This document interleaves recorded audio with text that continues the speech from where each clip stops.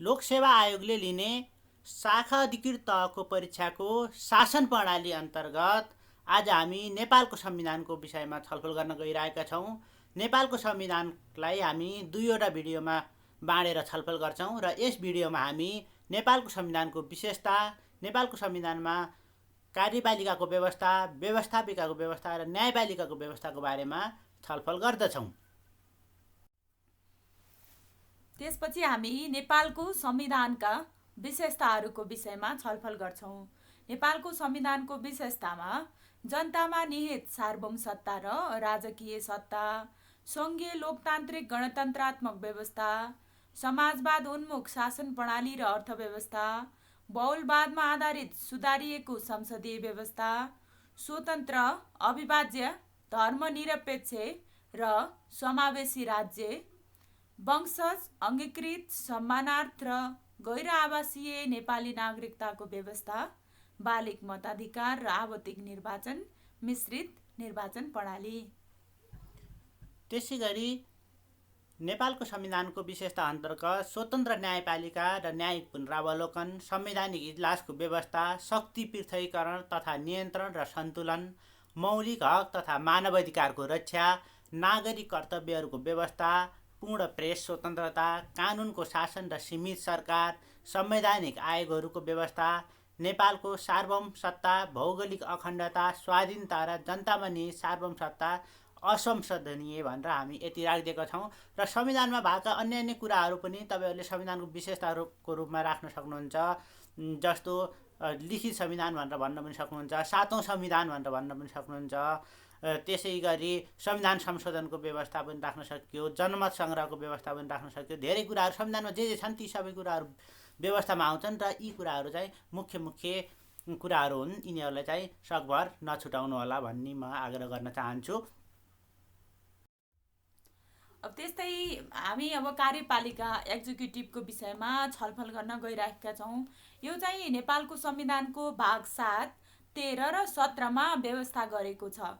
संहितामा आधारित 3 तहको कार्यपालिका को व्यवस्था गरेको छ र सङ्घीय कार्यपालिका, प्रदेश कार्यपालिका, साथै गाउँ कार्यपालिका र नगर कार्यपालिका, यो तपाईँ हामीहरूले थाहा भएकै कुरा हो।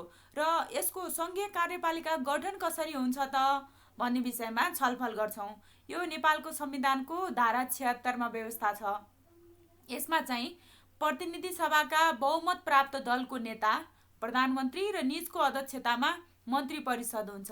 जस्तै अहिलेको बहुमत प्राप्त केपी शर्मा ओली, उहाँको अध्यक्षतामा मन्त्री परिषद गठन भएको छ र 2 वा 2 भन्दा बढी दलको समर्थनमा बहुमत प्राप्त प्रतिनिधि सभा सदस्य प्रधानमन्त्री बन्ने भन्न भन्छ। 2 वा 2 भन्दा बढी दलको। त्यसपछि प्रतिनिधि सभामा सबैभन्दा बढी सिट प्राप्त दलको नेता प्रधानमन्त्री बन्ने र निजले प्रधानमन्त्री बनेको 30 दिनभित्र विश्वासको मत प्राप्त गर्नुपर्ने भन्न भन्छ। यसमा कुनै दलले बहुमत प्राप्त गर्न सकेन भने त्यो राष्ट्रपतिले चाहिँ त्यो बढी सिट जसले प्राप्त गर्छ त्यसलाई प्रधानमन्त्री बनाउने, तर बनाएको जो प्रधानमन्त्री हो त्यसले 30 दिनभित्र विश्वासको मत संसदबाट प्राप्त गर्नुपर्छ। अर्को छ प्रतिनिधि सभामा विश्वासको मत पुर्याउन सक्छु भन्ने आधार प्रस्तुत गर्ने। प्रतिनिधि सभा सदस्य प्रधानमन्त्रीमा नियुक्त हुने र निजले प्रधानमन्त्री बनेको 30 दिनभित्र विश्वासको मत प्राप्त गर्ने। र कसैले पनि विश्वासको मत प्राप्त गर्न नसक्ने अवस्थामा 6 महिनाभित्र प्रतिनिधि सभाको पुनः निर्वाचनमा जाने गरी प्रमुखको सिफारिसमा राष्ट्रपतिले प्रतिनिधि सभा विघटन गर्ने। यसमा सङ्घीय कार्यपालिकाको गठन सम्बन्धमा यो सङ्घीय कार्यपालिका भनेर भनेको नेपाल सरकारको नामले हामी चिन्छौँ। यो चाहिँ 25 जनाभन्दा बढी सदस्य बनाउन नपाइने भन्ने संवैधानिक व्यवस्था छ र मोटामोटी 4 प्रकारले प्रधानमन्त्री छनौट हुन्छ। पहिलो त बहुमत, एउटा कुनै दलको बहुमत छ भने स्वत बहुमत प्राप्त दलले प्रधानमन्त्री बनाउने भयो 1 नम्बरमा।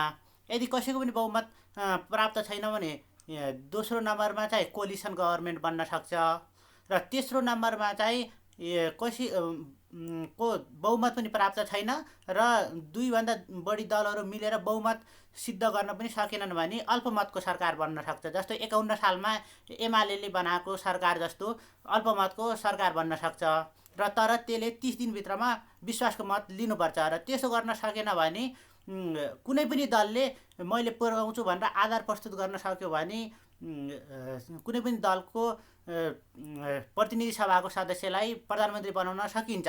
तर त्यसले पनि 30 दिनभित्रमा विश्वासको मत लिन पर्छ र यसरी विश्वासको मत लिन नसक्ने अवस्थामा हङ पार्लियामेन्ट भइराख्यो भने चाहिँ फ्रेस इलेक्सनमा जाने भनेर कल्पना गरेको छ र तपाईँहरूले कार्यपालिकाको गठन भनेर आयो भने धेरै साथीहरूले के गर्नुहुन्छ भने यो सङ्घीय कार्यपालिकाको गठनको बारेमा लेख्नुहुन्छ। तर हामी अहिले सङ्घीयतामा गइसक्यौँ, त्यसले गर्दाखेरि अरूको भन्दा केही 1-2 नम्बर बढी लेख्ने हो ल्याउने हो र कम्पिटिसनमा आफू अब्बल हुने हो भने तपाईँहरूले थोरै एक लाइन चाहिँ प्रदेश र स्थानीय तहको बारेमा लेख्नै पर्ने हुन्छ। त्यसले गर्दाखेरि अरूको भन्दा केही फरक हुन जान्छ तपाईँको लेखाइ। त्यो तपाईँहरूले धेरै लेख्नु पर्दैन। मेन फोकस चाहिँ सङ्घीय कार्यपालिकालाई नै हो र प्रदेश कार्यपालिकाको गठन सम्बन्धमा सङ्घीय कार्यपालिका जस्तै कार्यविधि अनुसार प्रदेश सभाबाट प्रदेश मुख्यमन्त्री छनौट भई निजको अध्यक्षतामा प्रदेश सरकार गठन हुन्छ भनेर लेखिदिनु भयो भने पुगिहाल्छ। यसमा पनि यही 4 प्रकारको छ। बहुमतवालाले बनाउँछ, बहुमतवाला भएन भने कोलिसनमा बन्छ, कोलिसनमा बन्न भने अल्पमतमा बन्छ, अल्पमतमा पनि भएन भने कुनै पनि दलले बहुमत पुर्याउँछु भनेर भन्यो भने गर्न सक्छ। तर त्यसले पनि त्यहाँ प्रदेशमा 30 दिनभित्रमा विश्वासको मत लिन सकेन भने फ्रेस इलेक्सनमा जानुपर्छ। कुरो त्यही हो। र अर्को स्थानीय तहमा हाम्रो 2वटा छ। एउटा चाहिँ गाउँपालिका छ र अर्को नगरपालिकाको छ। त्यो दुवै चाहिँ सिधै जनताले नगरपालिकाको प्रमुखलाई पनि गाउँपालिकाको प्रमुखलाई पनि अध्यक्ष भनेर भन्छ गाउँपालिकाको, दुवैलाई डाइरेक्ट इलेक्सनबाट पहिलो हुने फर्स्ट पास्ट द पोस्टबाट निर्वाचन गर्छन् र त्यसरी स्थानीय कार्यपालिका गठन हुन्छ। तपाईँहरूले यति लेखिदिनु भयो, प्रदेश र स्थानीयको एक लाइन छाइदिनु भयो भने तपाईँको लेखाइ एक्सिलेन्ट हुन्छ भन्ने मलाई लाग्दछ। त्यस्तै अब हामी यो व्यवस्थापिका लेजिस्लेचरको विषयमा छलफल गर्न गइरहेका छौँ। यो नेपालको संविधानको भाग 8, 14 र 18मा यो व्यवस्था गरेको छ व्यवस्थापिकाको सम्बन्धमा। विशेषतः यो सङ्घीयतामा आधारित 3 तहको व्यवस्थापिका, सङ्घीय व्यवस्थापिका, प्रदेश व्यवस्थापिका र स्थानीय व्यवस्थापिका। स्थानीय व्यवस्थापिका अन्तर्गत पनि गाउँसभा र नगरसभा हुन्छ। अब सङ्घीय व्यवस्थापिकाको गठन मा चाहिँ गठन कसरी हुन्छ भन्ने विषयमा त्यहाँ सङ्घीय व्यवस्थापिकामा प्रतिनिधि सभा र राष्ट्रिय सभा हुन्छ र सांसद बन्नलाई के चाहिन्छ त योग्यता भन्दा ऊ चाहिँ नेपालको नागरिक हुनु पर्यो, उसको उमेर 25 वर्षको हुनु पर्यो र राष्ट्रिय सभाको लागि चाहिँ 35 वर्ष पुरा भएको हुनु पर्यो र नैतिक पतनको फौजदारी कसुरमा सजाय नपाएको, कुनै कानुनले अयोग्य नभएको र लाभको पदमा बहाल नभएको हुनुपर्छ सांसद हुनको लागि। र प्रतिनिधि सभामा पहिलो हुने निर्वाचन प्रणाली अनुसार 165 र समानुपातिक निर्वाचन प्रणाली अनुसार 110 गरी जम्मा 275 जनाको प्रतिनिधि सभा हुन्छ र प्रतिनिधि सभाको सदस्यहरूको कार्यकाल चाहिँ 5 वर्ष हुन्छ। सभामुख र उपसभामुख फरक फरक लिङ्ग र दलको हुनुपर्ने व्यवस्था छ र प्रतिनिधि सभामा 33% महिला चाहिँ अनिवार्य उपस्थिति हुनुपर्छ। प्रतिनिधि सभाको कार्यकाल 5 वर्ष हुन्छ र 5 वर्षमा नयाँ इलेक्सनबाट फेरि नयाँ प्रतिनिधि सभाको गठन गर्नुपर्ने हुन्छ। तर राष्ट्रिय सभामा भने प्रत्येक 2 वर्षमा 1/3 सदस्य निर्वाचन हुन्छन्। त्यसले गर्दा यो राष्ट्रिय सभामा जहिले पनि 2/3 सदस्य भइराख्ने कारणले गर्दाखेरि यो स्थायी सभा हो। प्रत्येक प्रदेशबाट प्रदेश सभा सदस्य र गाउँपालिका र नगरपालिकाको प्रमुख उपप्रमुखले मतदान गरी 8 जनाको दरले हाम्रो अहिले 7 वटा प्रदेशबाट 56 जना अप्रत्यक्ष निर्वाचन प्रणालीबाट र 3 जना राष्ट्रपतिबाट यो सरकारले सिफारिस गरेर राष्ट्रपतिले मनोनित गर्ने 3 जना गरेर 59 जनाको राष्ट्रिय सभा हुन्छ। र मैले अघि पनि भने प्रत्येक 2 वर्षमा 1/3 सदस्यहरू नयाँ निर्वाचन गर्नुपर्ने हुन्छ र 8 जना मध्येमा 3 जना महिला, 1 जना दलित र 1 जना अपाङ्ग अथवा अल्पसङ्ख्यकबाट प्रतिनिधित्व हुनुपर्ने भन्ने व्यवस्था छ। त्यसै गरी यी सदस्यको कार्यकाल 6 वर्ष हुन्छ। 6 वर्ष हुन्छ, तर हामीले पहिलोचोटि चाहिँ सबै एकैचोटि ल्यायौँ 59 जना र गोलापर्साबाट कसैको 2 वर्ष, कसैको 4 वर्ष र कसैको 6 वर्ष भनेर बनायौँ। अब चाहिँ एउटा सिस्टममा आइसक्यो। अब प्रत्येक 2 वर्षमा फेरिन्छ र 2 कार्यकाल यो भिडियो रेकर्ड गर्दासम्म 2वटा निर्वाचन भइसक्यो राष्ट्रिय सभाको। र तपाईहरूले व्यवस्थापिकाको बारेमा मैले अगाडि कार्यपालिकामा भने जस्तै व्यवस्थापिकामा भने तपाईँहरूले हाम्रो सङ्घीयता छ भन्ने कुरो ध्यानमा राखेर तपाईँहरूले एन्सर लेख्नुपर्ने हुन्छ। त्यसले गर्दाखेरि एक एक लाइन भए पनि तपाईँले प्रदेश व्यवस्थापिका र गाउँ सभा नगरसभाको बारेमा तपाईँहरूले लेख्नुहोस्। त्यसो भयो भने तपाईँको अरूको भन्दा एक्स्ट्रा हुन जान्छ। प्रतिनिधि सभामा निर्वाचन हुने सदस्य सङ्ख्याको दोब्बर पहिलो हुने निर्वाचन हुने प्रणालीबाट आउने र सो सङ्ख्यालाई 60% मानि 40% समानुपातिक प्रणालीबाट निर्वाचन हुने हुन्छ। र प्रदेश व्यवस्थापिका चाहिँ एउटा मात्र हुन्छ, प्रदेश सभा भनेर भन्छ। जसरी सङ्घीय व्यवस्थापिका 2 सदनात्मक थियो भने प्रदेश व्यवस्थापिका 1 सदनात्मक छ। त्यसै गरी गाउँ सभा र नगरसभा चाहिँ जनताबाट प्रत्यक्ष निर्वाचित गाउँपालिकाको प्रमुख, गाउँपालिकाको अध्यक्ष उपाध्यक्ष, नगरपालिकाको प्रमुख उपप्रमुख, वडा अध्यक्षहरू, वडा सदस्यहरू चाहिँ प्रत्यक्ष निर्वाचनबाट आउँछन् भने उनीहरूले दलित र अल्पसङ्ख्यक समुदायबाट पनि 2 जना प्रतिनिधिहरू निर्वाचन गर्ने अथवा त्यो निर्वाचन त के भन्ने र मनोनित गर्ने प्रचलन छ। यसरी गाउँसभा र नगरसभा गठन हुन्छ। तपाईँहरूले यति लेखिदिनु पर्दछ। अब हामी न्यायपालिकाको विषयमा, जुडिसियरीको विषयमा छलफल गर्न गइरहेका छौँ। यो नेपालको संविधानको भाग 11मा यसको व्यवस्था गरेको छ। यसमा न्यायपालिका चाहिँ 3 तहमा बाँडेको छ। सर्वोच्च अदालत, उच्च अदालत र जिल्ला गरी 3 तहको केन्द्रीकृत न्यायपालिका छ। र सर्वोच्च अदालतमा प्रधान न्यायाधीशसहित 21 जनासम्म न्यायाधीश रहने व्यवस्था छ। र संवैधानिक परिषदको सिफारिसमा प्रधान न्यायाधीश र न्याय परिषदको सिफारिसमा न्यायाधीश नियुक्त हुन्छ। प्रधान न्यायाधीशको कार्यकाल 6 वर्ष हुन्छ।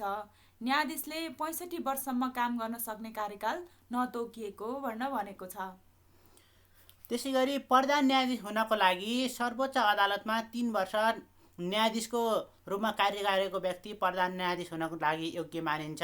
न्यायाधीश हुनको लागि शैक्षिक योग्यता चाहिँ कानुनमा स्नातक गरेको हुनुपर्छ भने अनुभवको कुरा गर्दाखेरि 3 थरी मान्छेहरूलाई न्यायाधीश बनाउन सकिन्छ। सर्वोच्च अदालतको एउटा उच्च अदालतको न्यायाधीशलाई लिन सकिन्छ, अर्को चाहिँ वकिलबाट लिन सकिन्छ, अर्को चाहिँ कर्मचारीबाट लिन सकिन्छ। उच्च अदालतको न्यायाधीश अथवा मुख्य न्यायाधीशमा काम गरेको चाहिँ 5 वर्ष, वकिल अथवा वरिष्ठ वकिल भएर काम गरेको चाहिँ 15 वर्ष र राजपत्राङ्कित प्रथम श्रेणी अथवा सोभन्दा माथि भनेर भनेको यो न्याय सेवाको सहसचिव अथवा सचिव भएर काम गरेको चाहिँ 12 वर्ष छ भने त्यो व्यक्ति सर्वोच्च अदालतको न्यायाधीश हुन योग्य भएको मानिन्छ। र सर्वोच्च अदालतको अधिकार क्षेत्रलाई 2 भागमा विभाजन गर्न सकिन्छ। एउटा असाधारण, अर्को साधारण भनेर र मैले एकै ठाउँमा राखिदिएको छु। असाधारण भनेर भनेको न्यायिक पुनरावलोकन, मौलिक हकको प्रचलन, सार्वजनिक सरोकारको विषय, यो पब्लिक इन्ट्रेस्ट लिटिगेसन भनेर भन्छ, यो सार्वजनिक सरोकारको विषय। अर्को वैकल्पिक उपचारको अभाव।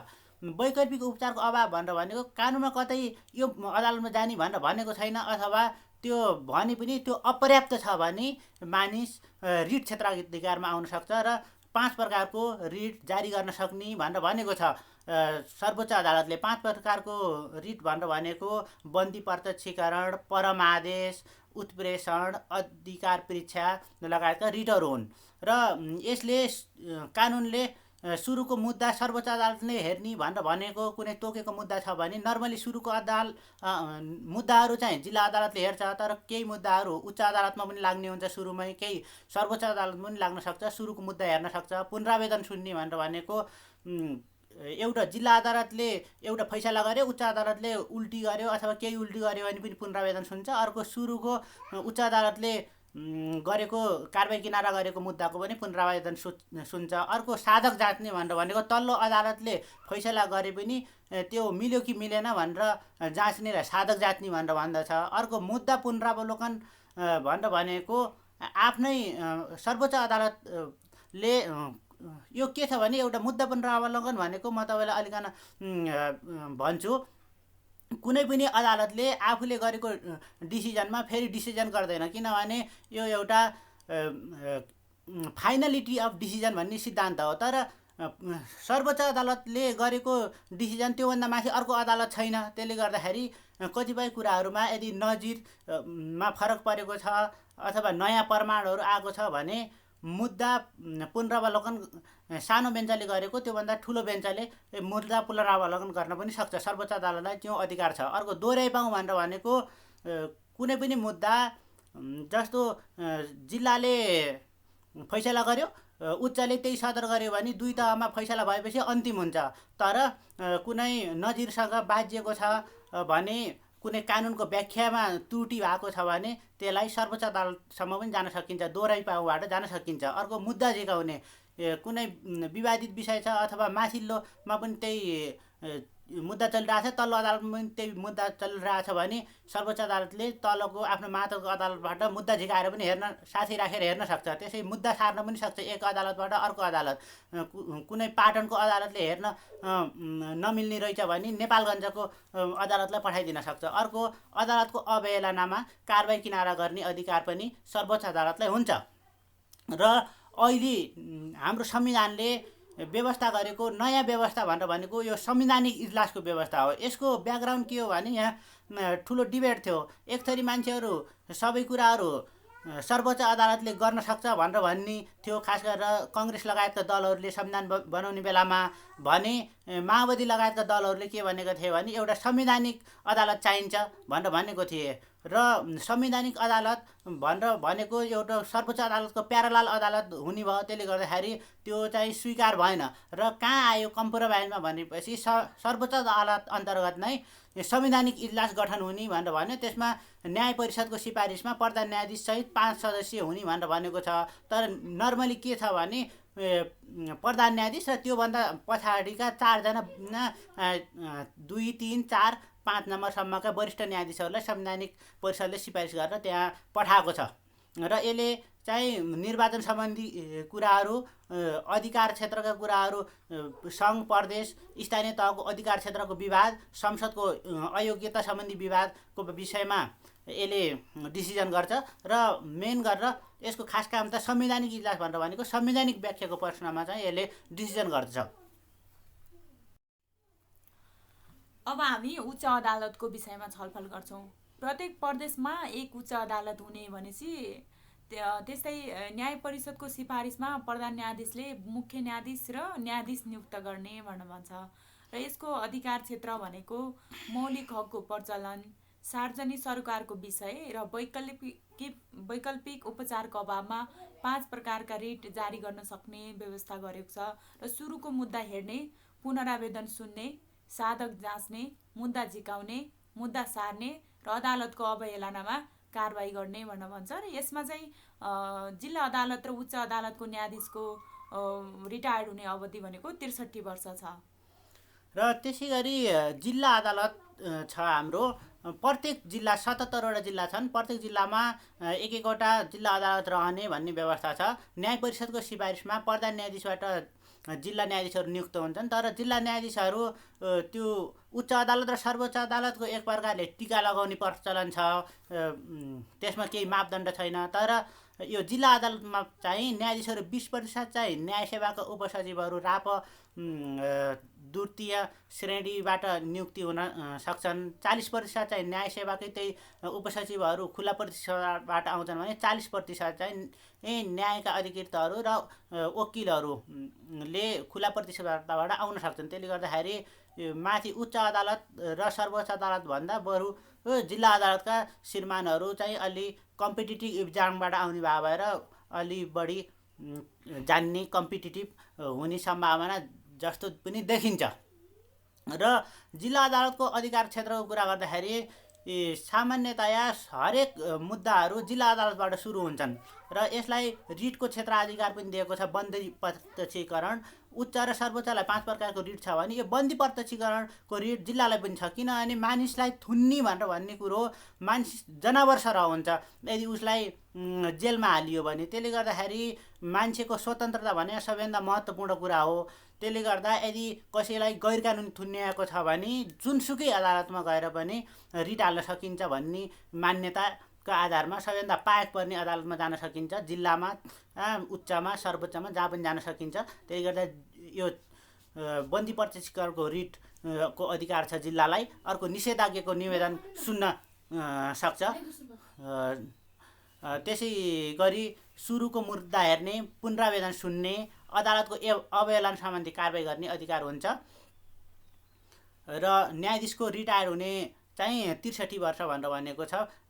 उच्च र जिल्लाको न्यायाधीशहरू 63 वर्षमा रिटायर हुनुहुन्छ भने सर्वोच्चमा चाहिँ 65 वर्षसम्म 2 वर्ष बढी छ रिटायर हुने सेवा अवधि। अब हामी कार्यपालिका र व्यवस्थापिकाको सम्बन्ध अथवा व्यवस्थापिकाको कार्यपालिकामा कसरी नियन्त्रण गर्छ भन्ने विषयमा छलफल गर्छौँ। प्रधानमन्त्रीको छनौट र बर्खास्ती यसमा अनि प्रधानमन्त्री र मन्त्रीहरू व्यवस्थापिकाप्रति जवाफदेही हुने, सरकारको नीति कार्यक्रम तथा बजेट सांसदले पास गर्नुपर्ने, सरकारले हस्ताक्षर गरिआएका सन्धि सम्झौताहरू संसदले पारित गर्नुपर्ने, विभिन्न समितिहरू मार्फत सरकारका काम कारबाहीको निगरानी गर्ने, महत्त्वपूर्ण नियुक्तिहरूमा संसदीय सुनुवाई हुने, संवैधानिक परिषदमा संसदको दह्रो उपस्थिति। हाम्रो संविधानले शक्ति पृथकीकरणको सिद्धान्तलाई अँगालेको छ। शक्ति पृथकीकरणको सिद्धान्त भनेर भनेको खास गरेर मोन्टेस्क्यूले ल्याएका हुन्। र शक्ति पृथकीकरणको सिद्धान्त भनेर भनेको सरकारका 3वटा अङ्गहरू हुन्छन्, कार्यपालिका, व्यवस्थापिका र न्यायपालिका। तिनीहरूमा शक्ति विभाजन गर्ने र सबैले आफ्नो काम गर्ने भनेर भनेको हो। तर हाम्रो जस्तो संसदीय व्यवस्था अँगालेको देशहरूमा संसदबाट कार्यपालिका निर्माण हुने भएको कारणले गर्दाखेरि यहाँ शक्ति पृथकीकरण भन्दा पनि नियन्त्रण र सन्तुलन बढी हुन्छ। त्यसले गर्दाखेरि कार्यपालिकाले पनि व्यवस्थापिकालाई एकदम प्रभाव पारिरहेको हुन्छ, व्यवस्थापिकाले पनि कार्यपालिकालाई एकदम प्रभाव पारिरहेको हुन्छ। तर अदालत भने स्वतन्त्र हुन्छ। र कार्यपालिकाको व्यवस्थापिकामा नियन्त्रण कसरी हुन्छ भने प्रधानमन्त्री प्रतिनिधि सभाको बहुमत प्राप्त दलको नेता हुने हुँदा संसदलाई पराजित गर्न सक्ने। किनभने प्रधानमन्त्री आफैमा संसदीय दलको नेता हुन्छ संसदको पनि। त्यसले गर्दाखेरि उसले जे भन्यो त्यही हुने र संसद चाहिँ भन्ने बेलामा चाहिँ जनताको सार्वभौम सत्ता प्रयोग गर्ने थलो भनेर भनिए पनि सरकारको रबर स्ट्याम्प जस्तो सरकारले जे नीति निर्माण ल्यायो, जे कानुन ल्यायो त्यही पास गर्ने रबर स्ट्याम्प मात्र बन्ने खतराहरू हुन्छ। अर्को छ संसदको आह्वान र अन्त्य प्रधानमन्त्रीको सिफारिसमा राष्ट्रपतिले गर्ने। त्यसले गर्दाखेरि प्रधानमन्त्रीले चाह्यो भने त्यो संसद सुरु हुने भयो, प्रधानमन्त्रीले चाहेपछि अन्त्य हुने भयो। अर्को चाहिँ संसदको सञ्चालन खर्च कर्मचारी व्यवस्थापन कार्यपालिकाबाट हुने। यो चाहिँ बजेटको कुराहरू पारित त संसदले गर्छ, तर बनाउने काम चाहिँ बजेट बनाउने काम चाहिँ अर्थ मन्त्रालय, योजना आयोगले सबै तयार पारेर संसदलाई कति छुट्याइदिने भन्ने कुरो पनि त्यो कार्यपालिकाकै हातमा हुन्छ। अर्को चाहिँ सरकारी विधेयक सरकारले मात्र पेश गर्न सक्छ। उनलाई कानुन बनाउने अधिकार संसदलाई भनेर भनेको छ, तर सरकारले विधेयक तयार गर्ने चाहिँ फेरि सरकारले हो। त्यसले गर्दाखेरि सरकारले विधेयक नल्याइदिँदासम्म सरकारी विधेयक त सरकारले ल्याउनै पर्छ। सरकार बाहेकको पनि अन्य विधेयकहरू पनि हाम्रो प्र्याक्टिसमा के छ भने सम्बन्धित मन्त्रालयले नै तयार गर्नुपर्ने हुँदाखेरि सरकारले बिजनेस ल्यायो भने व्यवस्थापिकाको काम हुन्छ, नत्र भने हुँदैन, त्यस्तो छ। र अर्को सरकारले अध्यादेश मार्फत पनि कानुन बनाउन सक्ने भएको कारणले गर्दाखेरि संसदलाई छल र आफ्नै ढङ्गले कानुन बनाउने सक्ने अवस्था पनि छ। र अर्को एउटा पहिलेको संविधानमा चाहिँ प्रधानमन्त्रीले कुनै पनि बेला संसद विघटन पनि गर्न सक्थे। अहिलेको अवस्थामा त्यस्तो कुनै पनि बेला संसद विघटन गर्न सक्ने अवस्था त छैन। तर अघि हामीले कार्यपालिकाको गठनको 4 नम्बरमा भन्यौँ, कसैको पनि बहुमत भएन भने प्रधानमन्त्रीले सिफारिस गरेर नयाँ इलेक्सनमा जाने निर्णय गर्न सक्छ र राष्ट्रपतिले 6 महिनाभित्रमा इलेक्सन तोक्न सक्ने भनेर त्यो यहाँ लेख्नुपर्ने हामीले लेखिहाल्छ। तपाईँहरू त्यो पनि सम्झिनु होला। अब कार्यपालिका र न्यायपालिकाको विषयमा छलफल गर्छौँ। कार्यपालिकाले न्यायपालिकामा कसरी नियन्त्रण गर्छ त भन्ने विषयमा प्रधानमन्त्रीको अध्यक्षतामा रहेको संवैधानिक परिषदले प्रधानमन्त्री नियुक्त गर्छ र कानुन मन्त्री र सरकारले नियुक्त गरेको व्यक्ति सदस्य रहेको न्याय परिषदले न्यायाधीशहरू नियुक्त गर्छ। त्यहाँ पनि कार्यपालिकाको नै वर्चस्व रहने भयो। त्यस्तै न्यायपालिकाको जो सञ्चालन खर्च र कर्मचारी व्यवस्थापन कार्यपालिकाबाट नै हुन्छ र सरकारको सिफारिसमा राष्ट्रपतिले अदालतले तोकेको सजाय माफी मिना गर्न सक्छ। र न्यायपालिकाको कार्यपालिकामा नियन्त्रण कसरी हुन्छ भने यो मैले अगाडि पनि भने संसद र कार्यपालिकाको सरकारको बिचमा अन्योन्याश्रित सम्बन्ध हुन्छ। न्यायपालिका चाहिँ केही पृथक हुन्छ तैपनि केही प्रभाव पर्ने भन्ने कुरो प्रभावै नपर्ने भन्ने कुरो हुनै भएन। नियन्त्रण र सन्तुलन कसरी हुन्छ, न्यायपालिकाले कसरी गर्छ भने सरकारका निर्णयहरूको न्यायिक परीक्षण हुने। यदि गलत निर्णय गर्दै गयो भने त्यो अदालतमा मुद्दा पर्छ, रिटबाट धेरै आउँछ र अदालतमा आइसकेपछि मुद्दा पर्यो भने अदालतले उल्टाइदिन सक्छ सरकारका निर्णयहरू। त्यसै गरी सरकारलाई निर्देशनात्मक आदेशहरू दिन सक्छ। कतिपय मौलिक हक प्रचलन गराउने सम्बन्धमा रिट आदेशै दिन्छ, तर कतिपय निर्देशक सिद्धान्तहरूमा भएका कुराहरू जस्तो हाम्रो कुनै पनि कानुनमा जुम्लामा अनिकाल परेमा खाद्यान्न पठाउनु भनेर कतै लेखेको छैन, तर हाम्रो अदालतले यदि त्यहाँ एकदम अनिकाल लाग्यो भने सरकारलाई खाद्य पठाऊ सरकार भनेर भन्न सक्छ। त्यो अहिले त फेरि खाद्यान्नको हक भनेर मौलिक हक पनि कै रूपमा पनि आयो। त्यसले गर्दाखेरि पनि विभिन्न निर्देशनात्मक आदेशहरू पनि दिन सक्छ। मैले एउटा इक्जाम्पल भनेको। र अवहेलना सम्बन्धी कारबाही गर्न सक्ने। यदि सरकारले अदालतले गरेको फैसला मानेन भने सरकारलाई नै, सरकारका विभिन्न कर्मचारीहरूलाई, मन्त्रालयलाई, प्रधानमन्त्री कार्यालयलाई पनि कारबाही गर्न सक्छ अदालतको अवहेलना सम्बन्धी मुद्दामा। र न्यायाधीशहरू जाँचबुझ आयोगमा रहन सक्छन्। कतिपय न्यायिक जाँचबुझ गर्नुपर्ने हुन्छ, जस्तो यो दरबार हत्याकाण्डको विषयमा प्रधान न्यायाधीशको नेतृत्वमा जाँचबुझ आयोग बनेको थियो। यस्तो कामहरूमा न्यायाधीशहरू रहन सक्ने भए भएर त्यहाँ पनि उनीहरूले कारबाहीको सिफारिस गर्न सक्छन् दोषीहरूलाई। अब हामी न्यायपालिका र व्यवस्थापिका, कसरी न्यायपालिकाले व्यवस्थापिकामा नियन्त्रण गर्छ भन्ने कुरा हो। व्यवस्थापिकाले बनाएका कानुनको न्यायिक पुनरावलोकन गर्छ। यो विषयमा केही तपाईँले व्याख्या गरिदिनुहुन्छ कि दाइ? यो न्यायिक पुनरावलोकन भनेर भनेको हाम्रो देशको मूल कानुन भनेर भनेको संविधान हो। संविधानको धारा 1 मै योसँग बाजिएका सबै कानुनहरू अमान्य हुन्छन् भनेर भनेको छ। त्यसले गर्दाखेरि संविधान सभाले संविधान बनाइसक्यो। अब त्यो एउटा मूल कानुन भयो। अब मूल कानुन भइसकेपछि अब व्यवस्थापिकाले कानुन बनाउने अधिकार त छ, तर हापेजार ढङ्गले कानुन बनाउन चाहिँ पाउँदैन। संविधानसँग बर्खिलाप हुने गरी कानुन बन्यो भने त्यो चाहिँ बाजिएको हदसम्म अमान्य भएको घोषणा गरिदिन सक्छ न्यायपालिकाले। त्यसै गरी कानुनको पनि विभिन्न तह हुन्छ। हामी 3 तहमा अहिले संघीयताको 3 तह छ। त्यसले गर्दाखेरि व्यवस्थापिका पनि 3 तहमै छ। हामीले अगाडि पनि छलफल गरिसक्यौँ। त्यसले गर्दाखेरि सङ्घले बनाएको कानुनसँग प्रदेशको कानुन बाजियो भने प्रदेशको कानुन अमान्य हुन्छ। त्यसै गरी प्रदेशको कानुनसँग स्थानीय तहले बनाएको कानुन बाजियो भने त्यो पनि स्थानीय तहको कानुन अमान्य हुन्छ। र त्यो कानुन अमान्य घोषणा कसले गर्छ त भन्दाखेरि न्यायपालिकाले गर्दछ। त्यसैलाई नै न्यायिक पुनरावलोकन भनिएको हो। त्यसपछि सङ्घ र प्रदेशको निर्वाचन सम्बन्धी जो विवाद र सांसदको अयोग्यताको विवादको निरूपण गर्छ। जस्तै निर्वाचन भइसकेपछि त्यो निर्वाचन सम्बन्धी विवाद भयो भने त्यसको मुद्दा कहाँ हाल्ने त भन्दा त्यो न्यायपालिकामा हुन्छ। र सांसदको अयोग्यताको विवादको निरूपण पनि न्यायपालिकाले नै गर्छ। र अदालतमा विचाराधीन मुद्दा संसदमा छलफल गर्न नपाइने भनेर भन्छ। जस्तै कुनै विषयमा अदालतमा मुद्दा चलिरहेछ भने त्यही विषयलाई लिएर हामीले संसदमा छलफलको विषय बनाउन मिल्दैन। र न्यायाधीशहरूको सुविधा व्यवस्थापिकाले घटाउन नपाउने भन्छ। न्यायाधीशहरूले जे सेवा सुविधा प्राप्त गर्नुभएको छ त्यो व्यवस्थापिकाले घटाउन पाउँदैन। त्यसै गरी व्यवस्थापिकाको न्यायपालिकामा कसरी नियन्त्रण हुन्छ भने व्यवस्थापिकाको बलियो उपस्थिति रहेको संवैधानिक परिषदले प्रधान न्यायाधीश नियुक्त गर्छ।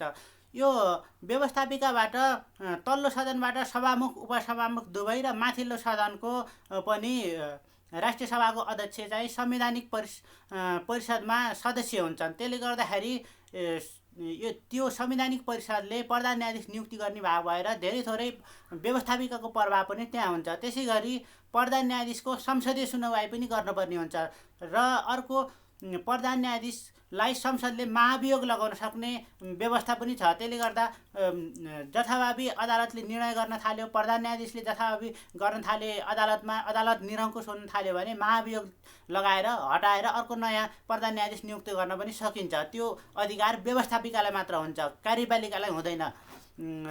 त्यसै गरी न्यायपालिका समेतलाई छुट्याएको बजेट संसदबाट पारित हुनुपर्ने, बजेट भनेको संसदबाट पारित हुनुपर्छ। त्यो न्यायपालिकालाई अथवा अन्य कार्यपालिकालाई सबै कुराहरू बजेट पारित हुनुपर्ने संसदबाट भएको कारणले गर्दाखेरि त्यो पैसो न्यायपालिकामा कति जाने भन्ने कुरो पनि संसदले निर्धारण गर्नुपर्ने हुन्छ।